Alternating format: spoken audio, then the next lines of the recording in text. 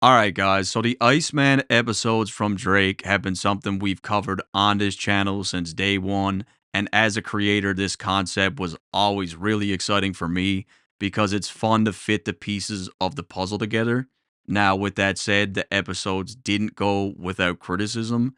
As the series evolved, the episodes became more complex. And by episode 3, there were a lot of complaints about how the viewing experience was boring. And I could see why some people felt that way for sure. With that said, there's not another artist on this planet across all genres of music who gets as much unreasonable criticism as Drake. The man could pull off an Academy Award winning movie, and a certain amount of people will pick it apart regardless. When it comes to the Drake hate, especially on YouTube, you got to look at the creators who are talking about him because, like, 9 times out of 10, that's what they do for a living. Like grown ass men. I'm not joking. I find the whole thing bizarre because it's like you get up every day with the mission of hating on this person, but without them, you would like cease to exist. Anyways, Drake, along with Matt Babel from Dream Crew, dropped an interview with Complex where he finally touches on the Iceman episodes. Now, a lot of you guys might not know who Matt is, or some of you might not know what Dream Crew is. So Matt is from Toronto and he's known Drake as far back as the Degrassi days because Matt was a guest actor in one of the episodes. They also ran in some of the same circles in Toronto where they would meet at parties, but they really became closer friends shortly before Drake's music career really popped off. Matt is actually one of the people in the Started From the Bottom music video, like back in 2013. So Matt is another key person that Drake connected with, and it made sense to add him to the roster because the guy was a high achiever. In high school, he played basketball, was known as a gifted player. Then he went to university and became extremely educated.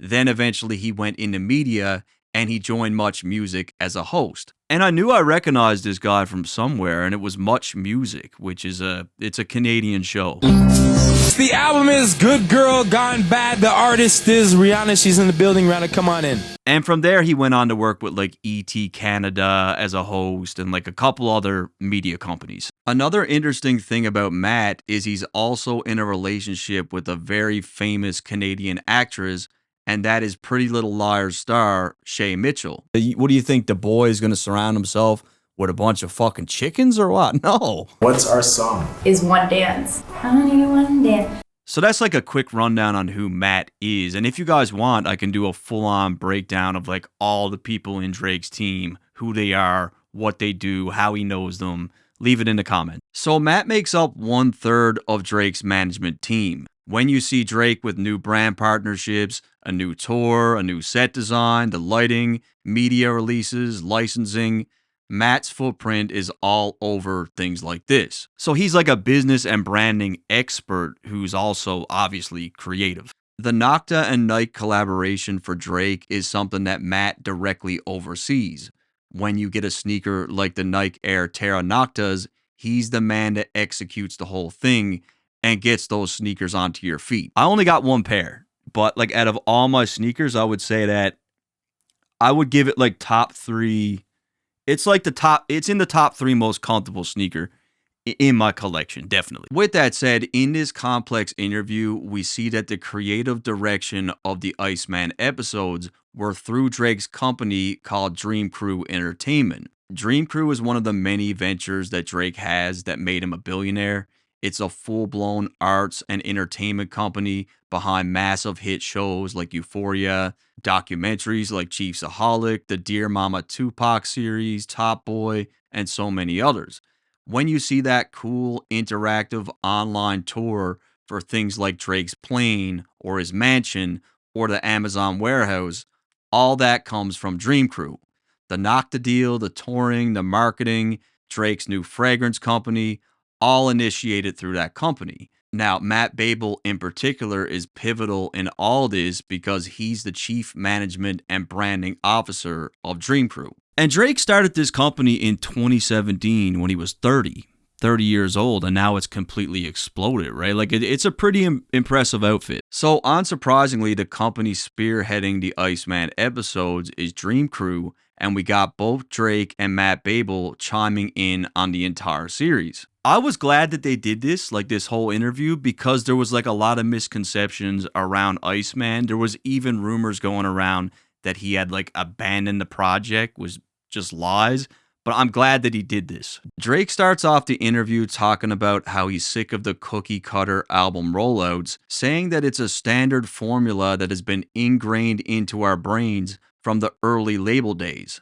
Decades of the same format, like drop a video or drop a single, go to the radio station, go to the magazine, sit down with Elliot. It's like there's been zero innovation. So not only is Drake sick of this format, but in a lot of ways, I believe he's grown to hate not just the program, but the people behind it. It's this old school entitled gatekeeper monopoly rollout that the Iceman episodes goes entirely against. I remember when academics first rose to prominence and hearing the bitter legacy journalists talk down on him because he didn't fit into that box. Independent creatives are a major threat to everything that is their careers, which is why streamers like Kai get similar treatment from them. If they're unwilling to adapt, like they're watching their livelihoods slip through their fingers because the power has clearly shifted. So Drake is basically saying, I don't need to do an interview with Elliot or Zane Lowe. I don't need to do your magazine. I don't need to do your radio station. I don't need to drop a music video. I'm going to attempt something completely different and unlike everyone else in the game, try something new. Aiden said back in 2021 that he was building a computer for Drake because Drake said even back then that he wanted to start streaming. I literally talked to Drake, bro. I swear to God I talked to Drake. I was going to get a video, but then it would have been kind of weird, you know what I mean? I swear to God I talked to Drake in a Discord call. It was me, Drake 40, and it was like one other person. I didn't really know who he was. Connected Drizzy with a plug to build him his computer, his gaming computer. Supposedly Drake wants to start streaming. And you know what else, chat? Swear to God, guess what else Drake said? He's watched my streams before, bro. He's literally, he loves the streams. He's been in here before. So, fucking crazy news, bro. Crazy fucking news. I don't know who put him on to me. I was just speechless after that. I was like, wow, this motherfucker really watches my shit. As early as 2018, Drake was collaborating on streams with people like Ninja where they played Fortnite. So how long have you been playing Fortnite or been a fan? Probably for about a month or two, maybe. So he's been looking at streaming really closely for a very long time. Drake explains how the Iceman episodes were a challenge and that's what he loved about it. Each episode, the team pushed themselves further and asked questions like, how high can the quality get? How many cameras can go live at the same time? 12, 13, 14? Can we get a drone shot to go live? And anyone with a half-functioning brain with any sort of common sense would be able to look at what he's doing and say, like, this is not easy to pull off, but I guess a lot of people couldn't. Drake talks about episode 1 where he drove the Iceman truck through Toronto and even mentions that the funniest thing that happened was when some tall white boy called him a bitch. So what then? So what then, big dog? Don't look away now, pussy. As amazing as the episode was, this is what most of the people talked about, was like the dude calling Drake a bitch. And like that's how pathetic they are. Something else Drake spoke about was how the episodes allowed him to tease new music to see what fans gravitated to. For example, last night on stream, we did a poll where fans voted what their favorite song was from episode 3, and the Lake Como joint was the winner. Cashmere coat, last year's funny niggas had bad jokes. I think this is cool, being able to do polls and see what you guys like. So it looks like Lake Como did win. We also did a poll for episode 1, and the people said that they liked Supermax deals. Losing all these friends really got to me. I was talking to Taylor over drinks and it was getting deep. I love the way that this sounded. This was something that we didn't get yet. And for episode 2, they voted for National Treasure, which is really sad that it leaked. Saying we used to be planning our Mexico trip in the spring. We can cut off the poll right there. It's clear that National Treasure takes it. Drake also spoke on the fact that they love seeing fan theories and how people have been either picking up on what the symbolism meant or they started creating their own narratives. I think that's the whole point, right? Is to get people talking. Like, that's the fun in it, trying to figure out like what it all means. I remember looking at this and being like over analyzing what's on the fucking board as if any of this stuff mattered at all. I think this didn't mean anything. Next, Drake and Matt got into the technical details behind the episodes that many people overlook.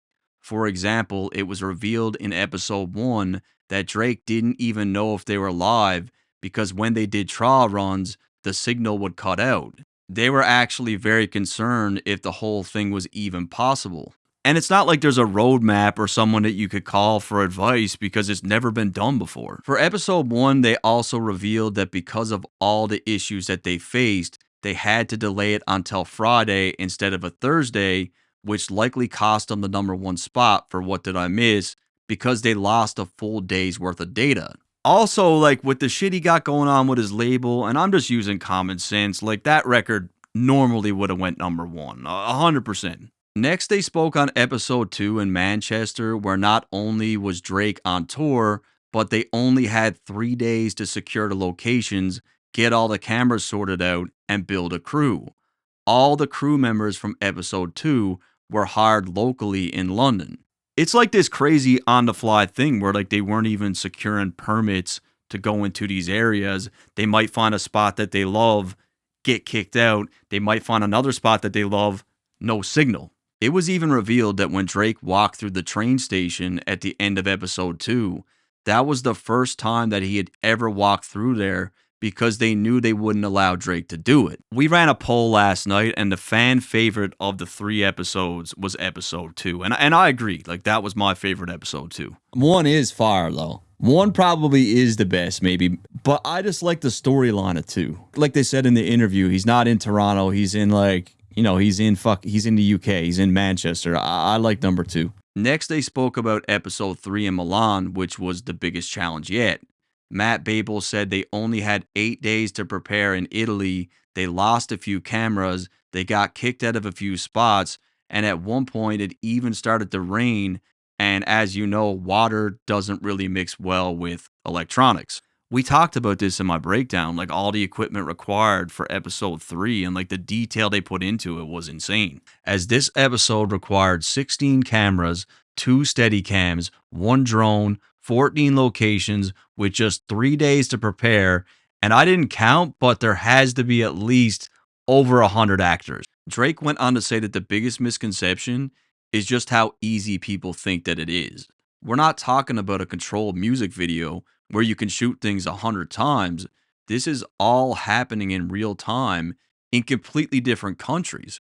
There's no going back and editing. Like, you don't have the luxury of doing that. If a camera goes out, you got to improvise on the fly and try to figure out really a way around it. Matt also speaks on the complexities of moving Drake from one location to the next, where they needed to find places to shoot that were fairly close together. This is something else that we spoke about in my breakdowns, where I was able to do the math to see how long it would take for Drake to get in position for the next scene.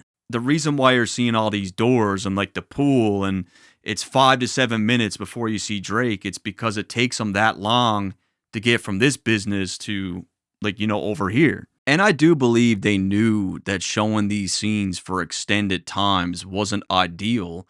And in some cases, like in episode 2, they played an unreleased Central C record while he was sitting on a bench.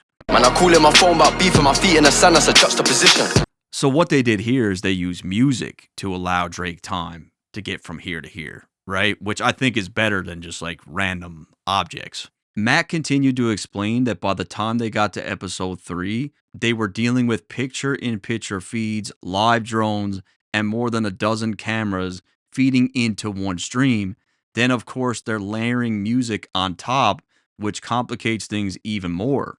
Like I said, man, like I'm glad they did this interview because I feel like a lot of people just didn't get it. Like they didn't know what actually went into this thing. To end off the interview, it was revealed that the Iceman episodes weren't finished, and Drake said the finale will be their best work yet. So now that the bugs are all worked out and they know what works, they know what doesn't work, I feel like the next episode's going to be really dope, and it seems like they're taking the time to get it right. So I'm expecting the next one to be crazy. By the way, watch this video right here. It's really dope. It's about all the times that Eminem's lyrics were brought up in like actual murder cases.